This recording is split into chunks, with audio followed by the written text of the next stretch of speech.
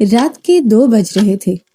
اسپتال کے لمبے سنسان کوریڈور میں خاموشی پھیلی ہوئی تھی۔ آپریشن تھیٹر کے دروازے کے اوپر لال بتی جل رہی تھی۔ راشد بے چینی سے ٹہل رہا تھا۔ اس کی ماں زبیدہ بیگم کرسی پر بیٹھی تسبیح پڑھ رہی تھی۔ کچھ دیر بعد دروازہ کھلا، ڈاکٹر باہر آئی اور مسکرا کر بولی، مبارک ہو، اللہ نے آپ کو بیٹی دی ہے۔ ایک لمحے کے لیے جیسے وقت رک گیا۔ راشد کے چہرے پر کوئی ہاس خوشی نہ آئی۔ زبیدہ بیگم کے منہ سے بے اختیار نکلا، ہم پھر بیٹی تو اللہ کی رحمت ہوتی ہے۔ مگر وہاں خاموشی چھا گئی۔ جب سائمہ اپنی ننھی بیٹی کو لے کر گھر آئی تو نہ کسی نے مٹھائی بانٹی، نہ مبارکباد دی۔ گھر عجیب خاموش تھا۔ سائمہ نے اپنی بیٹی کو سینے سے لگا لیا۔ اس کی آنکھوں سے آنسو بہنے لگے۔ میری بچی، تم نے کیا قصور کیا ہے؟ اس بچی کا نام مہنور رکھا گیا، مگر اس کے وجود کو دل سے کسی نے قبول نہیں کیا۔ وقت گزرتا گیا۔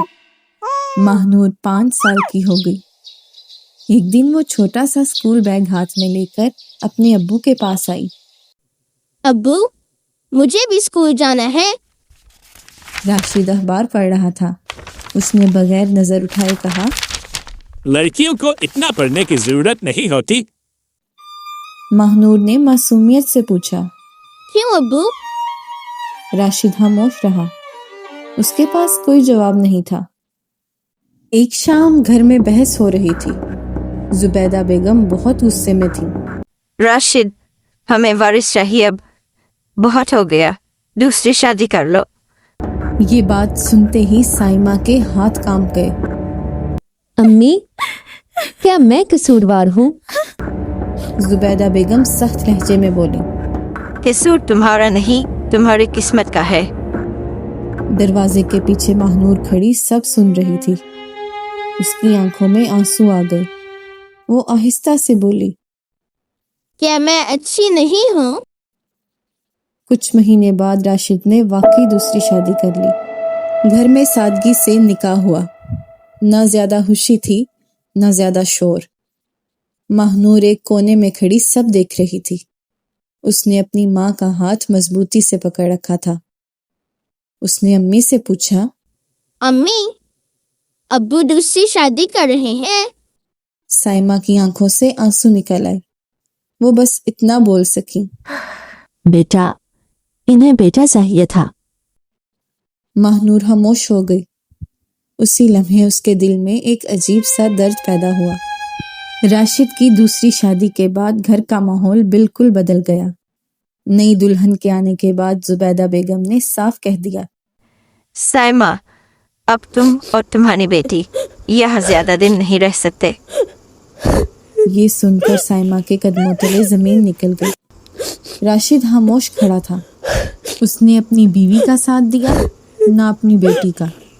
کچھ دن بعد سائمہ نے خاموشی سے اپنا سامان باندھا، ایک چھوٹا سا بیگ اور اپنی بیٹی مہنور کا ہاتھ۔ وہ اس گھر سے نکل گئی۔ اب وہ شہر کے ایک پرانے محلے میں ایک چھوٹے سے کرائے کے کمرے میں رہنے لگی۔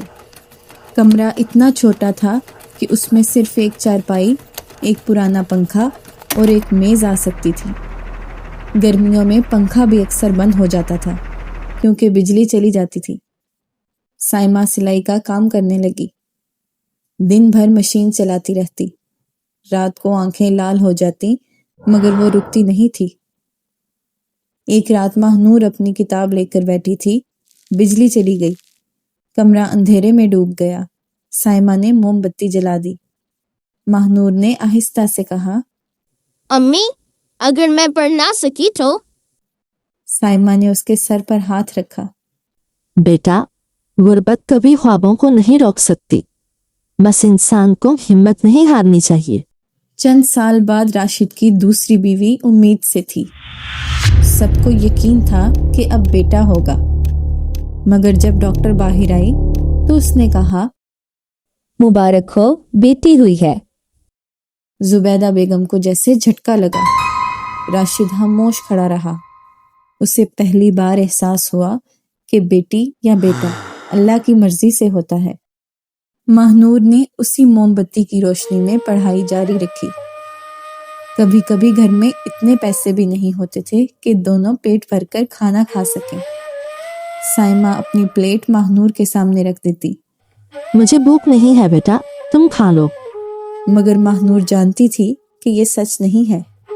وہ آدھی روٹی ماں کو دے دیتی۔ امی مجھے بھی زیادہ بھوک نہیں ہے۔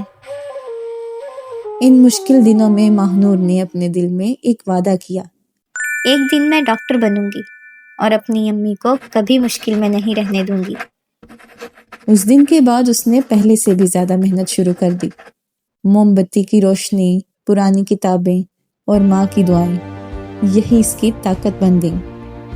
وقت گزرتا گیا، ماہنور بڑی ہوتی گئی، اس کی محنت رنگ لائی۔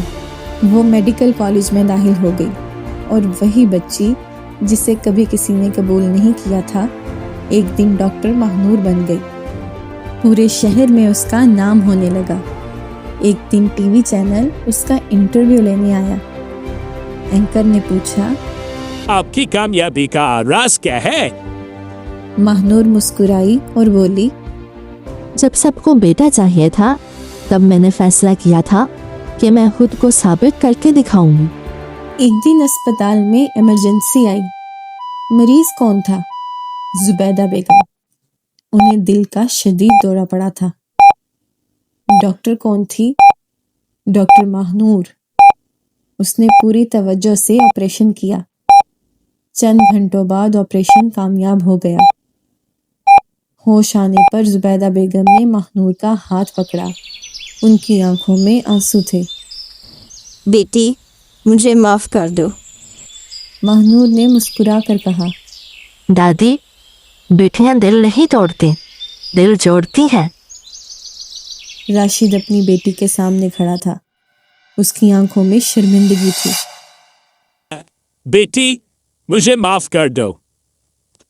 ماہنور نے آہستہ سے کہا، ابو، اگر آپ نے مجھے شروعات سے قبول کیا ہوتا تو شاید مجھے خود کو ثابت نہ کرنا پڑتا، پھر وہ مسکرا دی۔